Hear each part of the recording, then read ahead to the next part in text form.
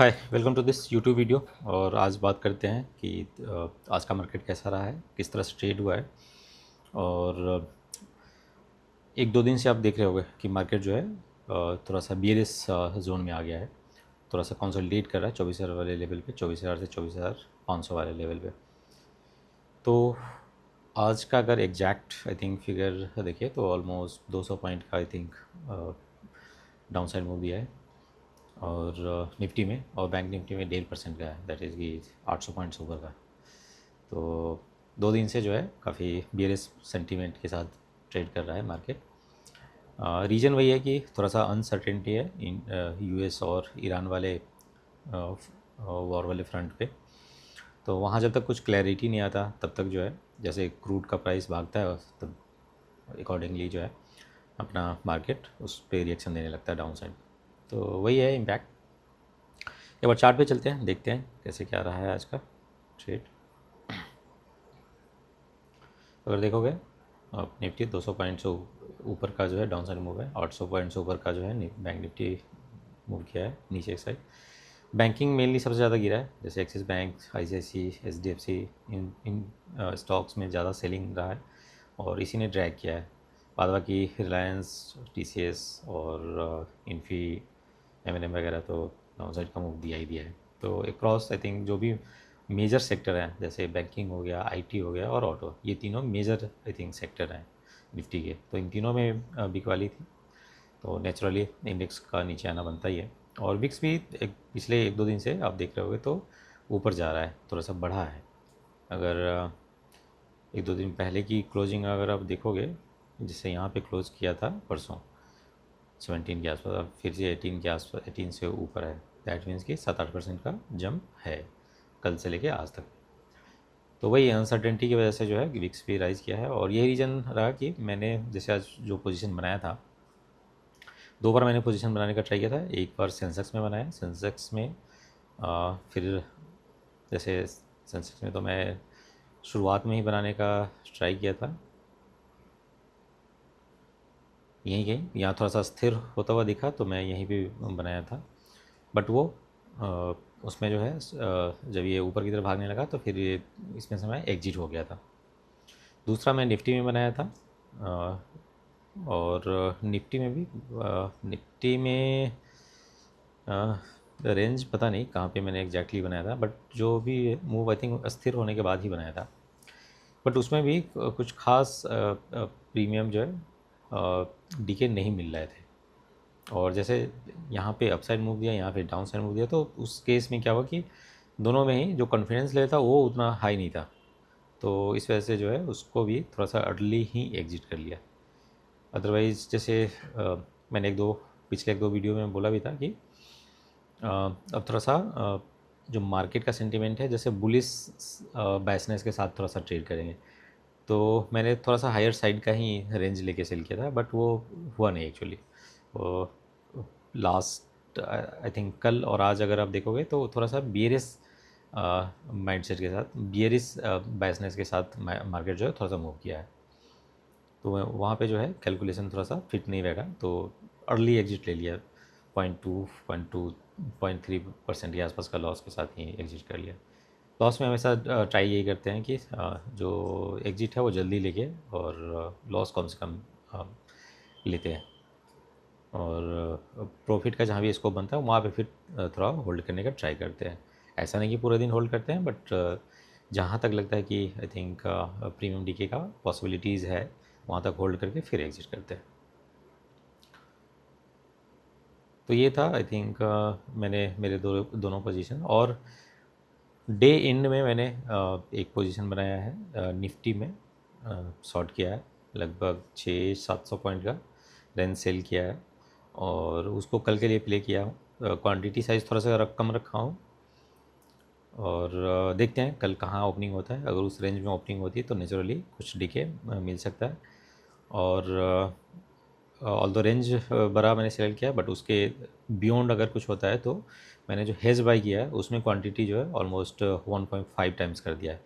Like अगर 1000 quantity अगर Nifty में है तो 1500 का मैंने बाइंग साइड किया है। जैसे सेल अगर 1000 किया है तो मैंने बाई जो किया है 1500 किया है।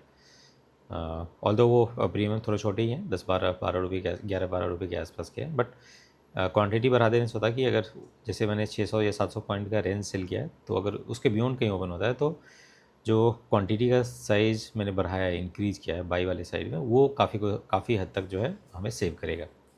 तो उस आई थिंक थॉट के साथ मैंने उस पोजीशन को बनाया। रिस्क कैलकुलेटेड है, देखते हैं कल की ओपनिंग जैसी भी होगी उसके हिसाब से जो है मैं कल के वीडियो में अपडेट कर दूँगा।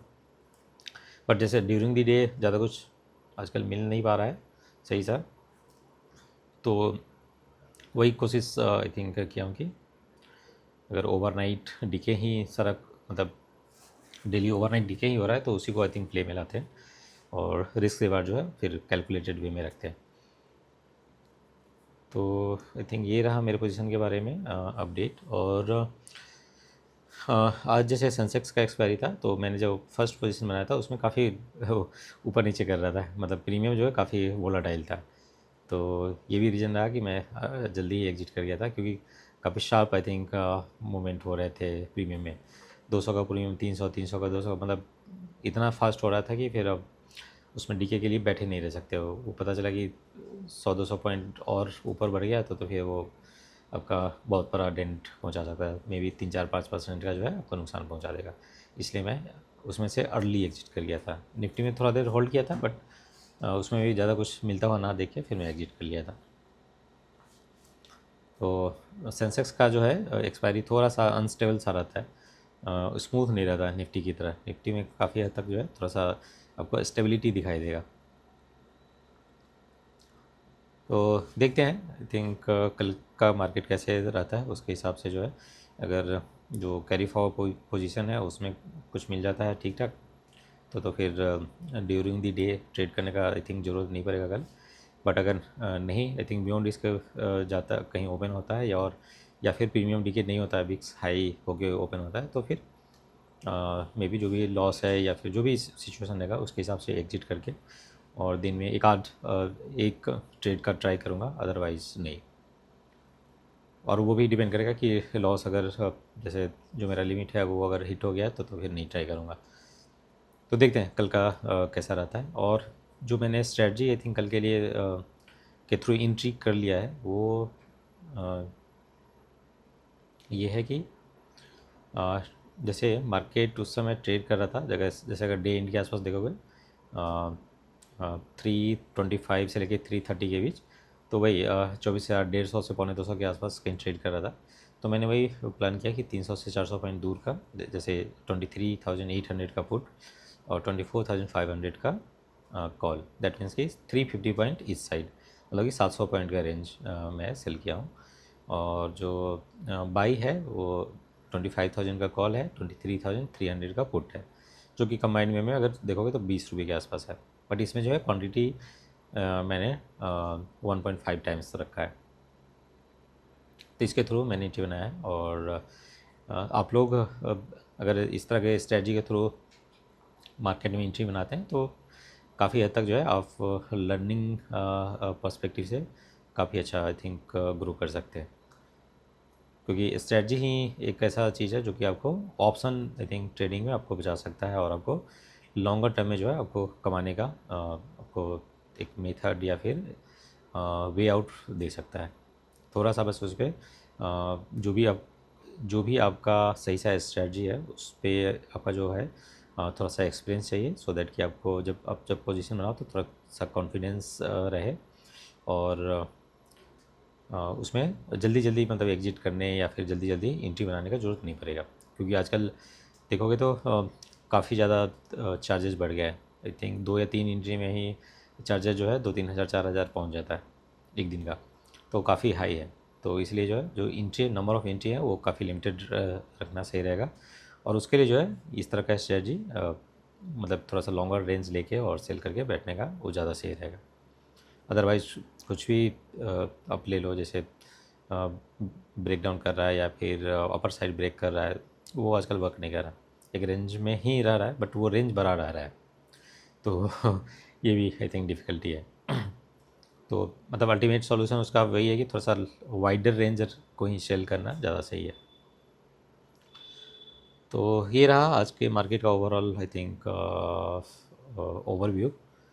और थोड़ा सा मुझे लग रहा है कि यहाँ पे जो है कंसोलिडेट कर सकता है, जो मैंने आई थिंक पिछले 2-4 वीडियो में भी बात किया था कि जो वाइडर रेंज है 24,000 से लेकर 25,000 का रह सकता है, और उसी में जो है अभी थोड़े दिन तक ट्रेड कर सकता है। अभी जैसे थोड़ा सा क्लैरिटी नहीं आ रहा है वॉर वाले फ्रंट से, तो थोड़ा सा डाउन साइड का मूव दिया है 300-400 पॉइंट का कल से लेके आज तक। कल भी 200 के आसपास डाउन था, आज भी 200 के आसपास डाउन था, तो कुल मिला के 400 पॉइंट डाउन है 2 दिन में। बट थोड़ा सा भी अगर कुछ पॉजिटिव वहाँ पे अपडेट्स आते हैं वॉर फ्रंट पे, तो फिर इसमें भी रिकवरी ठीक ठाक ऊपर की तरफ देखने को मिलेगा। तो देखते हैं, वेट करते हैं कब आई थिंक उस तरह का मूवमेंट आता है। बट अपना जो ट्रेडिंग में तो ऐसा है कि जो भी रेंज है आई थिंक वाइडर रेंज लेके और सेल करके शॉर्ट करके बैठते हैं, सो दैट कि जो डेली का है कम से कम वो आता रहेगा थोड़ा बहुत। मतलब डेली का आने से मतलब है मेरा कि आई थिंक जो मंथली या वीकली एक एवरेज रिटर्न है वो मंथली जैसे 3-4% का आ जाए, 2-2.5-3% का, 4% का आ जाए, तो वो टारगेट अचीव करने का ट्राई करते हैं। बाद बाकी इन्वेस्टमेंट में काफ़ी कुछ जो है मेरे रिशफल कर रहा हूँ।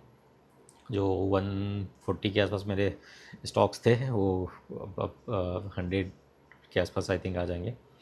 और जो भी वीक स्टॉक्स है जो परफॉर्म नहीं कर रहे थे उसमें से एग्जिट ले रहा हूँ। लॉस भी बुक कर रहा हूँ, कोई दिक्कत नहीं। आईटी सेक्टर से मैं लॉस बुक कर रहा हूँ, और जो भी अच्छे स्टॉक्स हैं जो कि परफॉर्म अच्छे से कर रहे हैं उसमें जो है उस पोजीशन को ऐड कर रहा हूँ। तो इस तरह से जो है मैं अपने पोर्टफोलियो को जो है थोड़ा सा रिशफल कर रहा हूँ। मे बी जब वो हो जाएगा तो मैं अपडेट एक बार करूँगा उसका अलग से वीडियो बना के, सो दैट कि आप भी तो उस तरह का अगर एक्टिविटी परफॉर्म कर रहे हैं अपने पोर्टफोलियो पे तो आपको थोड़ा सा उसके हिसाब से आप अलाइन कर सकते हैं। मतलब ये नहीं कि सिमिलर स्टॉक करना है, बट आपका जो अच्छा स्टॉक है, आपके पोर्टफोलियो में जो स्टॉक अच्छे परफॉर्म कर रहे हैं उसमें पोजीशन आप ऐड कर सकते हैं, और जो ख़राब है जिसमें कि साल 2 साल 3 साल से आप बैठे हुए हैं लेकिन नहीं बन रहा है, तो उसमें से एग्जिट लेना ज़्यादा सही है, क्योंकि मार्केट रिकवरी करके आया है तो इसमें जो भी बढ़ना होगा बढ़ चुका होगा। तो अब ये मत इंतजार करिए कि 26,000 27,000 आएगा तो फिर वहाँ से एग्जिट करेंगे। अभी ठीक ठाक रिकवरी मिल गया है 2,500 पॉइंट का, तो I think that is good. वहाँ से जो है जो भी वीक स्टॉक है वहाँ से एग्जिट लेके, और जो भी अच्छे strong I think fundamental stocks हैं उसमें आप एंट्री कर सकते हैं। तो इस तरह से प्लान कर सकते हैं। और आप लोग बताइए कमेंट्स वगैरह के थ्रू या फिर व्हाट्सएप के थ्रू कि कैसे क्या चल रहा है आप लोग का ट्रेडिंग, और उसके हिसाब से जो है हम लोग आगे और भी स्ट्रेटजी के बारे में बात करेंगे। तो आज के वीडियो को यहीं तक रखते हैं, और वीडियो को ज़्यादा से ज़्यादा लाइक करिए, शेयर करिए, और चैनल को सब्सक्राइब नहीं किया तो सब्सक्राइब जरूर कर लीजिएगा। Thank you.